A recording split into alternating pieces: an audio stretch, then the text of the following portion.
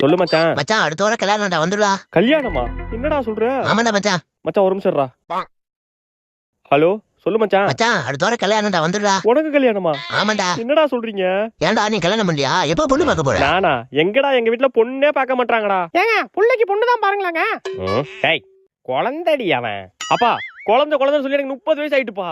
என் கூட படிச்சவெல்லாம் கல்யாணம் பண்ணி குழந்தையோட இருக்கான். நீங்க இன்னும் என்ன குழந்தைன்னு சொல்லி கடுப்பேத்தாதீங்கப்பா.